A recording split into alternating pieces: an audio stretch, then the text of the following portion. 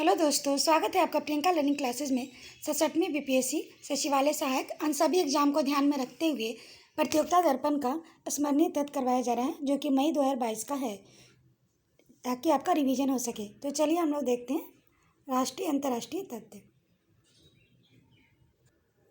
स्मरणीय तथ्य के अंतर्गत राष्ट्रीय में देखें, 10 मार्च 2022 को घोषित किस राज्य की विधानसभा निर्वाचन में आम आदमी पार्टी ने सर्वाधिक सीट जीतकर पहली बार सरकार बनाई है? तो पंजाब सरकार। इसकी व्याख्या देखें, पंजाब में कांग्रेस और भारतीय जनता पार्टी और अन्य राजनीतिक दलों से अधिक सीटें जीतकर आम आदमी पार्टी पहली बार सरकार बनाने में सफल रही। आम आदमी पार्टी के नेता भगवंत मान को मुख्यमंत्री बनाया गया है। अगला है, मार्च 2022 में प्रकाशित संयुक्त राष्ट्र संघ की वर्ष 2021 की सस्टेनेबल डेवलपमेंट गोल्स रिपोर्ट्स में भारत का कौन सा स्थान रहा है? तो 120वां। भारत का सतत सूचकांक 60.07 आंकलित किया गया है कि तथा 165 देशों में इसका 120वां स्थान है। पिछले वर्ष भारत का 117वां स्थान था। अगला है, भारत सरकार द्वारा युद्धग्रस्त यूक्रेन से वहां रह रहे भारतीयों, विशेष रूप से मेडिकल छात्रों को सकुशल भारत वापस लाने के लिए कौन सा ऑपरेशन चलाया गया है? तो ऑपरेशन गंगा। ऑपरेशन गंगा के तहत वायुयान, जिसमें भारतीय वायुसेना और वायुयान भी सम्मिलित थे, द्वारा सभी भारतीय छात्रों को अन्य व्यक्तियों को सुरक्षित भारत वापस लाया गया है। अगला क्वेश्चन है, भारत में विश्व का सबसे ऊंचा रेलवे ब्रिज किस नदी पर निर्माणाधीन है, जिसके सितंबर 2022 में पूरा होने की आशा है? तो चेनाब नदी। इसकी व्याख्या है, जम्मू कश्मीर में रियासी जिले में चेनाब नदी पर आर्क रेलवे पुल बक्कल और कौरी स्थानों को जोड़ने के लिए बनाया जा रहा है। बनने के बाद यह नदी जल सतह से 369 मीटर ऊंचा होगा, जो कि विश्व में सर्वाधिक ऊंचा रेलवे पुल होगा। अगला है, भारत सरकार के स्वास्थ्य मंत्री मनसुख मंडाविया द्वारा भारत के ट्यूबरक्लोसिस टीबी बीमारी को कब तक समाप्त करने का लक्ष्य बताया गया है? तो 2025 तक।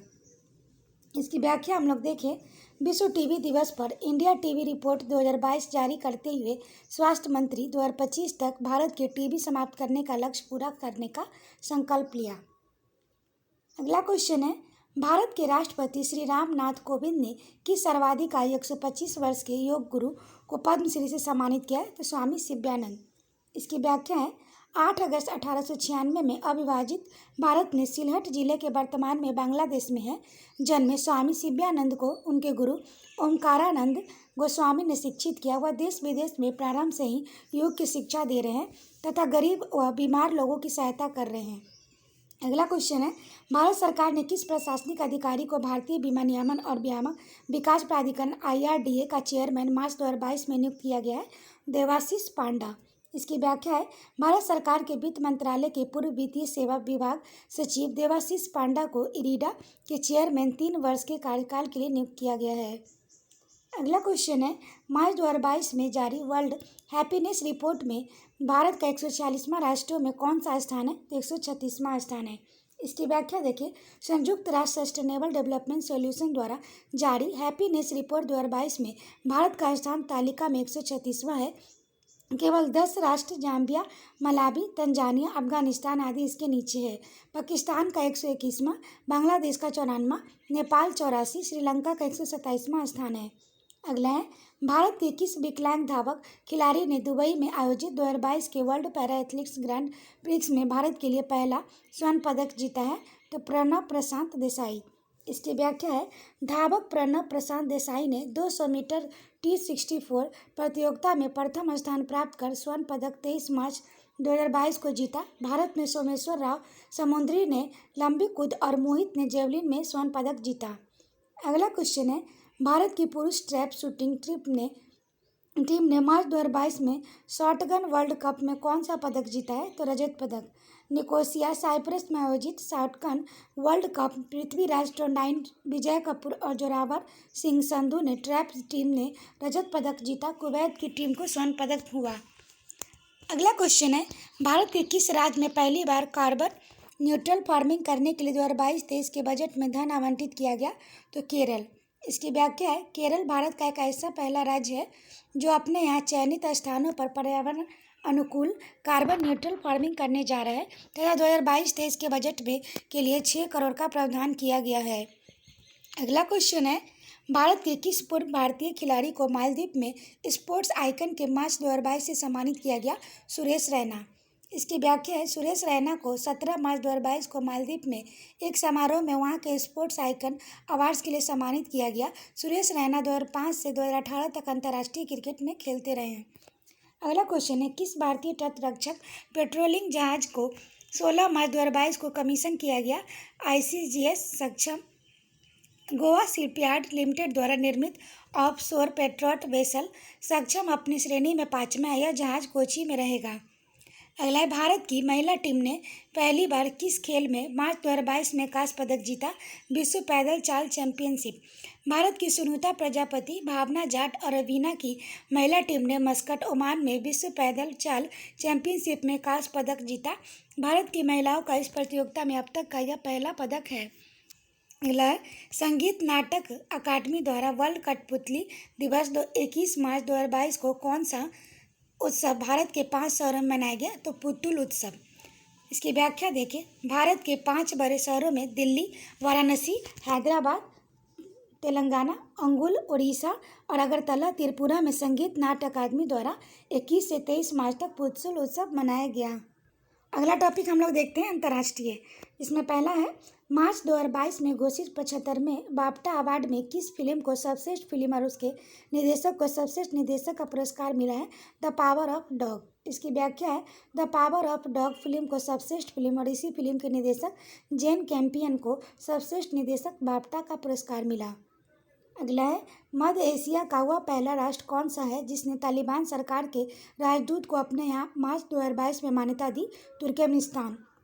इसकी व्याख्या है, अगस्त 2021 में अफगानिस्तान में तालिबान संगठन द्वारा सरकार बनाने के बाद तुर्कमेनिस्तान ने अफगानिस्तान द्वारा नियुक्त राजदूत फाजिल मोहम्मद साबिर को अपने यहाँ स्वीकार किया है। अगला क्वेश्चन है, नाटो के यूरोप व नॉर्थ अमेरिका के 27 देशों द्वारा नॉर्वे में संयुक्त सैन्य अभ्यास मार्च अप्रैल 2022 में किस नाम के से किया गया? Exercise cold response 2022।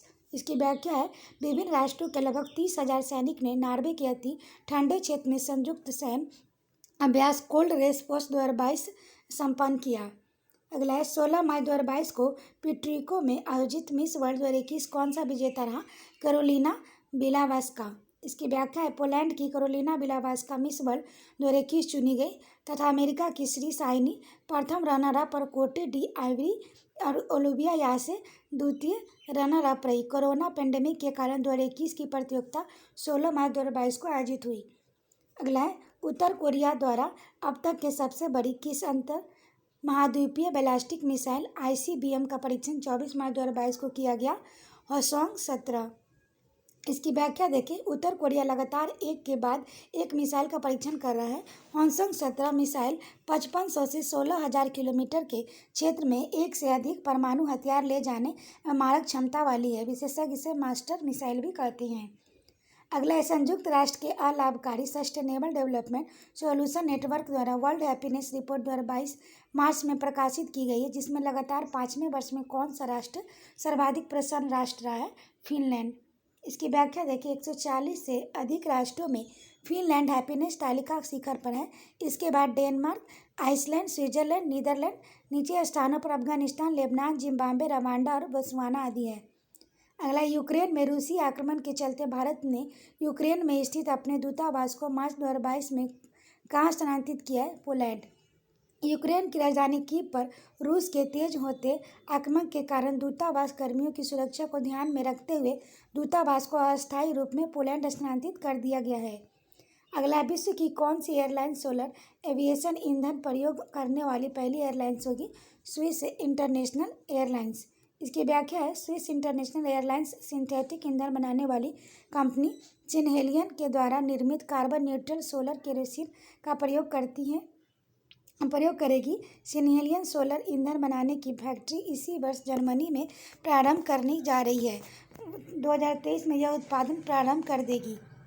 अगला है, गणित के क्षेत्र में प्रतिष्ठित एबल प्राइज मार्च 2022 में किस अमेरिकन गणितज्ञ को प्रदान करने की घोषणा की गई? Dennis P Sullivan. इसकी व्याख्या है, नॉर्वे की academy of science and letters द्वारा 2022 के एबल प्राइज जो नील्स हेनरिक एबल की याद में दिया गया है। अमेरिका के प्रोफेसर डेनिस पी सुलीवान और टोपोलॉजी के क्षेत्र में योगदान के लिए दिया गया है। अगला क्वेश्चन है, ऑस्ट्रेलिया की किस युवा महिला खिलाड़ी ने टेनिस अंतर्राष्ट्रीय प्रतियोगिता से संन्यास लेने की घोषणा मार्च 2022 में की है? Ashleigh Barty. 2022 में ऑस्ट्रेलियन ओपन की विजेता 25 वर्षीय एश्ले बार्टी ने मार्च 2022 में टेनिस से संन्यास लेने की घोषणा की। बार्टी ने 2019 में फ्रेंच ओपन भी जीता था। अगला क्वेश्चन है, भारत पाकिस्तान अस्थायी सिंधु आयोग की वार्षिक बैठक मार्च 2022 कहाँ संपन्न हुई? तो इस्लामाबाद, पाकिस्तान में। इसकी व्याख्या देखें। भारत पाकिस्तान अस्थायी सिंधु आयोग वार्षिक 3 दिवसीय बैठक 1 से 3 मार्च 2022 को पाकिस्तान में इस्लामाबाद में संपन्न हुई। बैठक में नदियों में बाढ़, पानी के स्तर आदि बातचीत हुई। अगला है, दक्षिण कोरिया में मार्च 2022 में संपन्न चुनाव में कौन सा नया राष्ट्रपति निर्वाचित हुआ है? यून सुक योल। इसकी व्याख्या है, पीपुल पावर पार्टी ने यून सुक योल ने डेमोक्रेटिक पार्टी के जाए म्यूज को पराजित किया। अगला है, आर्किटेक्चर क्षेत्र में प्रतिष्ठित प्रेजित पुरस्कार मार्च 2022 में किसे प्रदान करने की घोषणा की गई? डी फ्रांसिस केरे। शिकागो के प्रिंचर परिवार द्वारा स्थापित हयात फाउंडेशन द्वारा 1989 में स्थापित $1 लाख का यह पुरस्कार प्रत्येक वर्ष आर्किटेक्चर के क्षेत्र में योगदान के लिए प्रदान किया जाता है। इस वर्ष यह पुरस्कार बुर्किना फासो के डी फ्रांसिसी केरो को प्रदान किया गया है। अगला, विश्व स्वास्थ्य संगठन WHO global centre for interior medicine कहाँ स्थापना का निर्णय मार्च 2022 में किया गया? तो भारत। विश्व स्वास्थ्य संगठन एवं भारत के आयुष मंत्रालय द्वारा मार्च 2022 में एक समझौता किया गया, जिसके द्वारा गुजरात में जामनगर में global centre for traditional medicine GCTM की स्थापना की जाएगी। अगला है, 13वें शीतकालीन पैरालंपिक खेलों में किस राष्ट्र का सर्वाधिक पदक जीतकर पदक तालिका में शीर्ष स्थान रहा है? तो चीन में बीजिंग में 4 से 13 मार्च 2022 को संपन्न शीतकालीन पैरालंपिक खेलों में चीन ने 61 पदक, 18 स्वर्ण, 20 रजत और 23 कांस्य जीतकर पदक तालिका में शीर्ष स्थान प्राप्त किया है। यूक्रेन ने 11 स्वर्ण और 20 रजत और 8 कांस्य पदक कुल 29 जीतकर दूसरा स्थान प्राप्त किया है। आशा करते हैं आपको ये वीडियो पसंद आया होगा। वीडियो पसंद आए तो इसे लाइक करें, शेयर करें, साथ ही चैनल को सब्सक्राइब करें। और इसका PDF प्राप्त करने के लिए आप टेलीग्राम पर जुड़ सकते हैं, जिसका लिंक डिस्क्रिप्शन बॉक्स में दिया गया है। तो आज के लिए इतना है दोस्तों, फिर मिलते हैं नेक्स्ट वीडियो में। Thank you.